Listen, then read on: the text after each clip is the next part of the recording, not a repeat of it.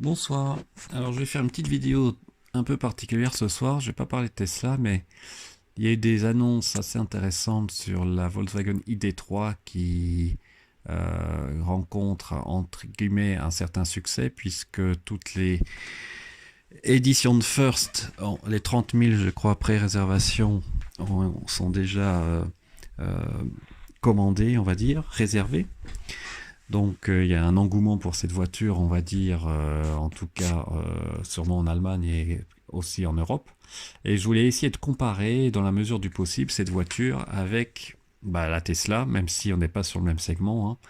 La ID3 est un segment B, si je ne me trompe pas, type 308, 4,26 m de long, un peu haute, je crois qu'elle fait 1,60 m, 1,56 m de haut, pas loin de mon Scénic qui fait 1,60 m, à coffre de 380 litres, une propulsion, hein, ça c'est intéressant, c'est pas une traction, et donc trois types de batteries. La First qui était en précommande et a une batterie de 58 kW pour une autonomie qui va jusqu'à 420 km WLTP. Donc ça peut se rapprocher des 405 km de la Model 3 propulsion, standard range plus. Il y a un chargeur embarqué de 11 kW comme la Tesla et un charge d'essai à 100 kW. Ça, c'est pour l'édition First. Par contre, donc elle sera à 40 000 euros hors bonus. Si on prend la moins chère, donc l'ID3 pure qui va sortir l'année prochaine, on aura 45 kW pour 300 km d'autonomie, 330, un chargeur de 7,2 AC, mais honnêtement, tout le monde n'a pas du triphasé chez soi et si on charge la nuit, à mon avis, ça suffit largement du 7,2 kW. Par contre, que 50 kW en charge en courant continu, mais on peut monter à 100 kW. Et enfin, la plus intéressante, en tout cas celle qui a la grande autonomie selon moi, c'est l'ID3 Pro S avec 77 kW jusqu'à 550 km en une seule charge et elle peut accepter jusqu'à 125 kW en charge continue. Donc c'est vraiment celle qui permettrait, on va dire, de voyager le plus sereinement possible, à supposer qu'il y ait un réseau de recharge Ionity notamment beaucoup plus développé qu'à l'heure actuelle. Et c'est quand même 50 000 euros hors bonus. Donc moi, ce qui m'intéressait là, c'est pour ça que je fais cette vidéo, c'est cette ID3 pure là. Parce que si elle est effectivement à 30 000 euros hors bonus, parce qu'avec la réforme du bonus, si je ne me trompe pas, en dessous de 45, on garde les 6 000 euros. Entre 45 et 60, on n'a plus que 3 000 euros et au-dessus de 60, on n'a plus de bonus l'année prochaine. On aurait une voiture à 24 000 euros d'entrée de gamme, avec quand même une vraie 5 places, 380 litres de coffre. Bon, d'accord, l'autonomie est 330 km WLTP, ça doit dire environ 200 km, 250 dans l'usage courant, si on ne prend pas l'autoroute en compte. C'est complètement, ou pas loin en tout cas, en termes d'autonomie d'une 208 ou d'une Zoé, même s'ils disent un peu plus. Et pour le même prix. Donc, et probablement en termes de techno, bon, je pense pas qu'il y aura l'autopilote de niveau 2 dans cette entrée de gamme, mais à 24 000 euros, je pense que ça peut faire mal. Car on a une voiture segment B, donc type 308 quand même, avec un espace à bord. Alors je ne sais plus si on voit des photos sur le site, qui est tout à fait respectable. Voilà, on voit ici.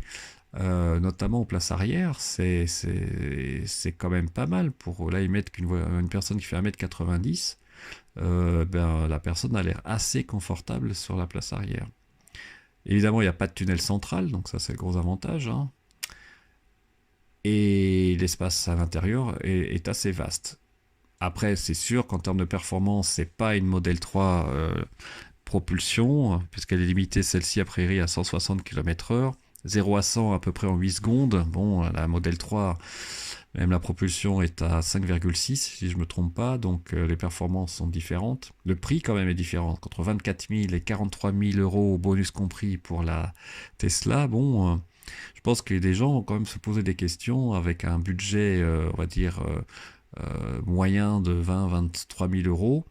Je pense que Volkswagen a un bon coup à jouer. Après, évidemment, euh, il y a un combo CCS Alors là, ils regrettent que leur traitement soit sur l'aile droite. Je vois pas trop le souci. Ah oui, d'accord, ça pourrait être sur l'aile gauche. Ils auraient préféré sous le logo du constructeur. Mais je pense, alors après, est-ce qu'ils vont pouvoir rentrer en production de masse rapidement? Ça, c'est la grande question. C'est ce qu'ils mettent ici, la cadence maximale de 100 véhicules par jour. Là, ils parlent de l'usine de verre à Dresde qui a commencé l'ID3, mais la nouvelle usine pour laquelle ils ont dépensé des milliards, je sais plus, 15 milliards rien que pour les voitures électriques, c'est énorme.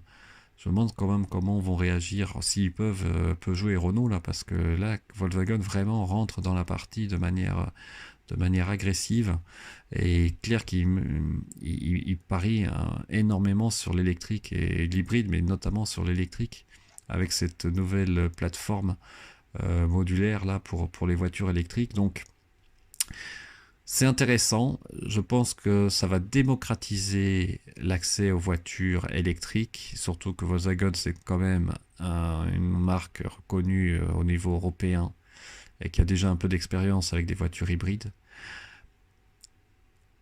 Est-ce que ça va prendre des parts de marché à Tesla? Je ne suis pas convaincu, je pense que c'est pas la même clientèle, c'est pas les mêmes performances. Donc on n'est pas en concurrence avec Mercedes, Audi comme Tesla l'est, mais si vraiment ça démocratise la voiture électrique, on va dire chez le ménage, on va dire, comment je peux dire ça, moyen, avec un budget d'achat de 20-25 000 euros, ça sera un grand pas, parce que ça va vraiment booster aussi le réseau de recharge, notamment Ionity. Alors, je pense que Ionity va pas suffire, mais ça va, et puis ça va profiter aussi à Tesla d'une certaine façon, s'il y a plus de bornes de recharge. Euh, donc, je pense que c'est intéressant. J'ai hâte, j'espère que je pourrai essayer cette voiture. Vous savez que j'ai demandé à Renault, j'avais une réponse, on va dire, plutôt favorable, et puis depuis quelques jours, là, j'ai plus de nouvelles, donc j'espère que ce n'est qu'un oubli, on verra bien. Mais je vais pas lâcher l'affaire, mais je vais pas non plus insister éternellement.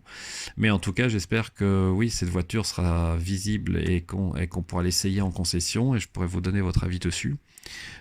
Car quel que soit le type de voiture électrique, moi c'est en tout cas mon idée, c'est que quand on y goûte, on n'a pas besoin non plus d'avoir une voiture aussi performante qu'une Tesla pour profiter d'une voiture électrique tous les jours et d'avoir du plaisir à la conduire, car le plaisir de conduite, et franchement, il est là. Et c'est pas forcément en ayant des accélérations de fou, c'est sûr, avoir des bonnes accélérations, c'est agréable, mais c'est pas primordial. Et là, voilà, ils mettent une puissance de 204 chevaux, ce qui est largement suffisant, un couple de 310 Nm. Donc, c'est-à-dire que les reprises seront tout à fait convaincantes. Voilà, bah écoutez, j'espère que ce type de vidéo vous a plu. N'hésitez pas à me poser des questions. Je vais partir bientôt en déplacement avec ma Model 3 pour un long voyage. Donc, je vais essayer de faire une belle vidéo du périple, hein, plus de 800 km, donc plusieurs recharges à faire pendant la journée. Je vous souhaite une bonne soirée, n'hésitez pas à vous abonner et je vous souhaite encore une bonne semaine et à bientôt, au revoir.